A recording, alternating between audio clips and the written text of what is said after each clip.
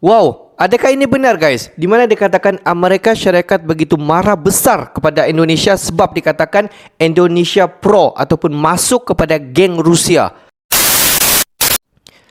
Hello guys, bismillahirrahmanirrahim. Assalamualaikum warahmatullahi wabarakatuh. Allahumma salli ala sayyidina Muhammad wa ala ali sayyidina Muhammad. Guys, selamat datang ke Musa Channel. Ini adalah channel YouTube aku, Musa bin Muhammadin Channel.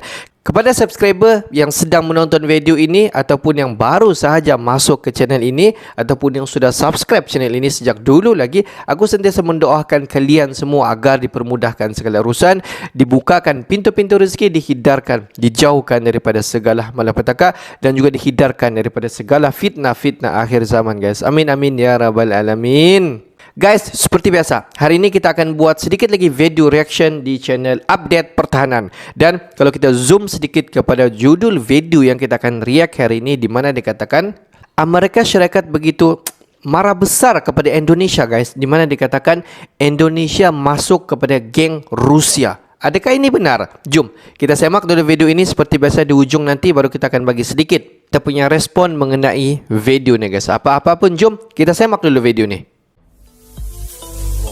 Ini benar guys. Sebanyak 19 negara, termasuk Indonesia, dikabarkan berminat bergabung dengan BRICS, aliansi 5 negara yakni Brazil, Rusia, India, China, dan Afrika Selatan. Negara-negara BRICS baru saja melakukan pertemuan di Afrika Selatan pada Kamis lalu 1 Juni 2023. Isu yang dibahas soal Ukraina, namun media Rusia mengungkap adanya rencana ekspansi BRICS. Wacana memperluas keanggotaan kelompok BRICS dari negara anggota asal Brazil, Rusia, India, Tiongkok, dan Afrika Selatan kembali mengemuka dalam pertemuan Menteri Luar Negeri negara-negara BRICS di Afrika Selatan. Berdasarkan laporan TASS salah satu situs Rusia, yang dikutip Selasa 6 Juni 2023, isu ekspansi BRICS akan menjadi pembahasan pada BRICS Summit pada Agustus mendatang. Nama Indonesia ternyata muncul sebagai potensi anggota baru. BRICS Summit, dijadwalkan pada akhir Agustus di Johannesburg, diperkirakan untuk mendiskusikan siapa yang akan diterima dan bagaimana. 19 negara termasuk Indonesia dilaporkan menyatakan minat untuk bergabung dengan kelompok BRICS saat kelompok negara-negara pasar berkembang yaitu Brasil, Rusia, India, China, dan Afrika Selatan bersiap untuk mengadakan pertemuan puncak tahunan di Afrika Selatan. Di antara negara-negara, daftar kandidat potensial termasuk Mesir, Indonesia, Iran, Argentina, Kazakhstan, Aljazair, Turki, Thailand, Arab Saudi, dan Uni Emirat Arab, tulis TASS. Lantas, kapankah Indonesia resmi bergabung, dan bagaimana kejayaan dolar blok barat selanjutnya? Setelah ini kita bahas satu persatu. Bridge. Ada lagi G7.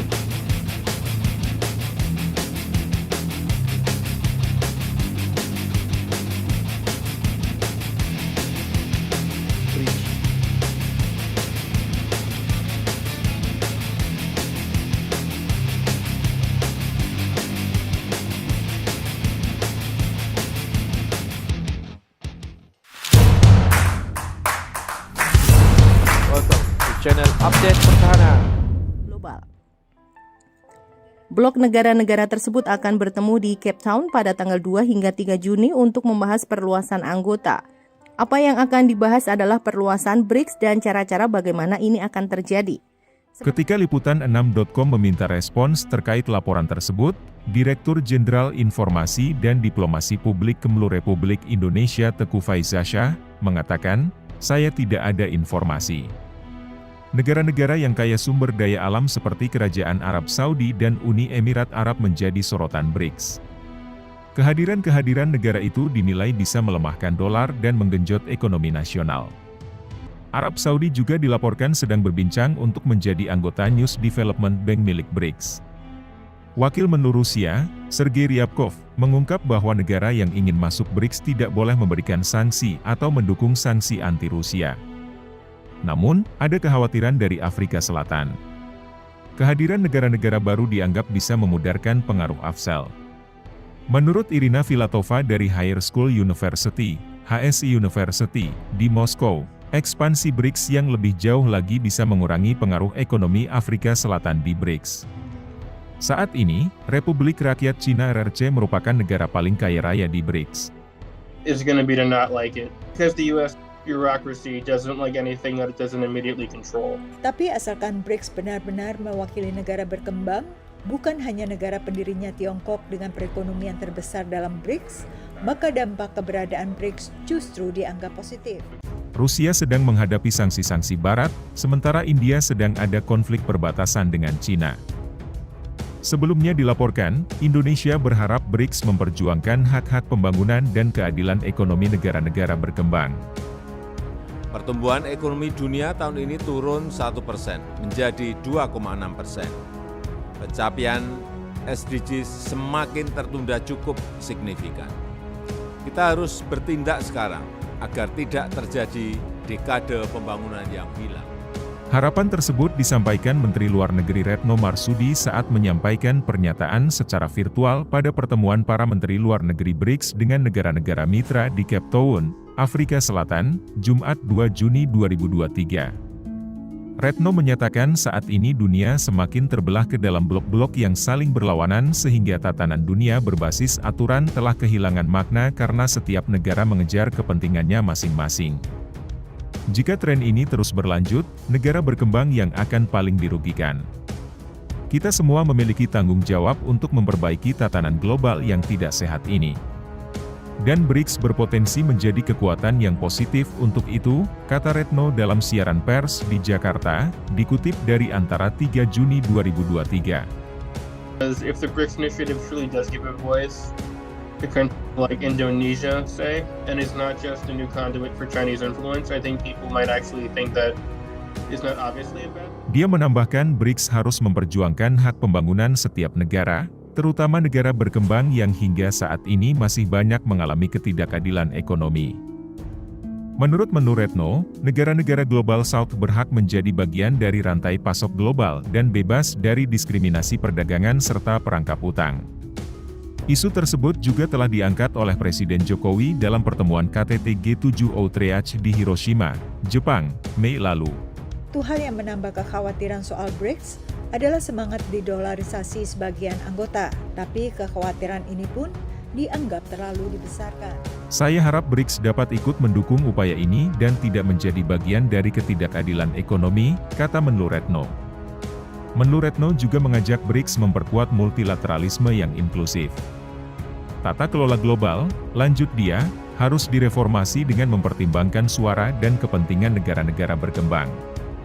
Retno menegaskan multilateralisme hanya dapat berkembang jika semua pihak menghormati hukum internasional secara konsisten tanpa standar ganda sebagai fondasi tatanan global. Selain Indonesia, pertemuan para menlu BRICS itu juga dihadiri 14 negara undangan lainnya. Ke-14 negara itu adalah Arab Saudi, Argentina, Bangladesh, Burundi, Komoro, Gabon, Guinea-Bissau, Iran, Kazakhstan, Kuba, Mesir, Republik Demokratik Kongo, Uni Emirat Arab, dan Uruguay. Tahun ini Indonesia telah diundang pada sejumlah pertemuan BRICS di bawah keketuaan Afrika Selatan.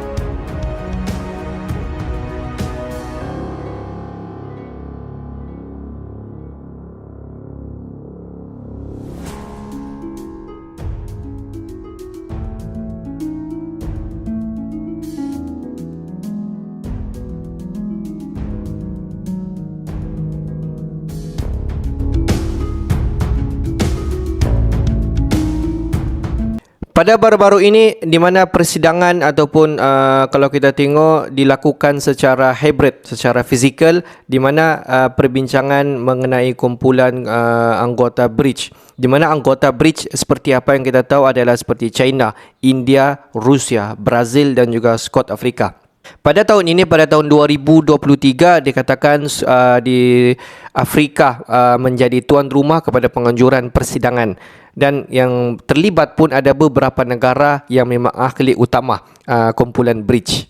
Dan ada pun jemputan untuk persidangan bridge ni di mana dikatakan ada potensial negara-negara yang akan join bridge ni. Dikatakan ada 19 negara yang dikatakan mempunyai kandidat potensial seperti negara Mesir, Indonesia, Iran, Argentina, Kyrgyzstan, Aljazair, Turki, Thailand, Arab Saudi dan juga UAE.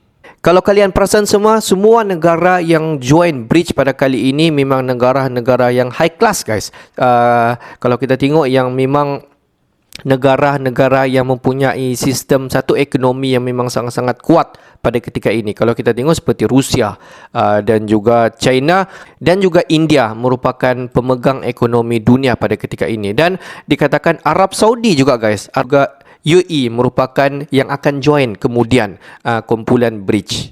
Di mana semasa persidangan bridge tu, wakil daripada Indonesia adalah menteri di luar Indonesia adalah Ibu Ritna, di mana beliau sempat untuk berdiskusi bersama dengan ahli-ahli yang hadir semasa persidangan bridge yang dilakukan di Afrika Selatan. Indonesia merupakan salah sebuah negara yang dikatakan merupakan kandidat yang potensial yang akan join bridge. Seperti apa yang kita faham pada sebelum ini, Indonesia merupakan ahli tetap di G7 dan ada juga beberapa anggota-anggota di mana ada Amerika Syarikat dan ada Indonesia juga di dalam dia. Kalau kita berbalik, ada speech daripada Presiden Indonesia iaitu Presiden Jokowi di mana beliau menyatakan beliau mahu satu organisasi ataupun satu anggota yang memperjuangkan ekonomi dunia seperti G7. Dan apa yang Amerika Syarikat lakukan pada ketika ini, kita faham semakin tahun pada ketika ini nilai dolar semakin jatuh dan banyak komplikasi ekonomi yang berlaku di Amerika Syarikat pada ketika ini, yang kalau kita tengok efek satu dunia, guys, di mana kalau kalian semua perasan ekonomi kita pada ketika ini memang sangat-sangat jatuh, guys. Walaupun tidak banyak dia jatuh sedikit, tetapi dia efek kepada negara-negara yang kecil. Sudah pun memiliki ekonomi yang kecil, sudah pasti ekonomi itu memang sangat-sangat terkesan kepada masyarakat di negara-negara yang kecil. Jadi bagi pendapat kalian semua, adakah Indonesia pasti akan join bridge dan akan meninggalkan G7? Ataupun adakah Indonesia akan join G7, akan join juga kepada bridge? Apakah tindakan Amerika Syarikat jika Indonesia join kepada bridge? Jika Indonesia dikatakan masuk kepada bridge, dikatakan Indonesia merupakan geng Rusia. Jika Indonesia masuk kepada G7, Indonesia dikatakan akan masuk geng Amerika Syarikat. Kedua-dua organisasi G7 dan juga bridge ini merupakan satu organisasi di dunia ini yang memperjuangkan ekonomi dunia. Tetapi kalau kita tengok ahli-ahli dia saja sebenarnya yang berbeza, tetapi perjuangan ataupun motif ataupun misi dia adalah sama dalam memperjuangkan dan juga meningkatkan ekonomi dunia. Tetapi kita semua masih tidak tahu sejauh mana misi kebenaran yang ingin dicapaikan di dalam organisasi di antara G7 dan juga bridge. Bagi pendapat kalian semua bagaimana? Okeylah guys, untuk hari ini sampai di sini saja sedikit information daripada Musa Channel, dan juga kepada subscriber, kepada viewer di luar sana yang belum lagi klik button subscribe, please guys to klik button subscribe, like dan komen di bahagian komentar di bawah. Akhir kata daripada Musa Channel, thanks for watching my video. Assalamualaikum warahmatullahi wabarakatuh guys. See you the next video guys.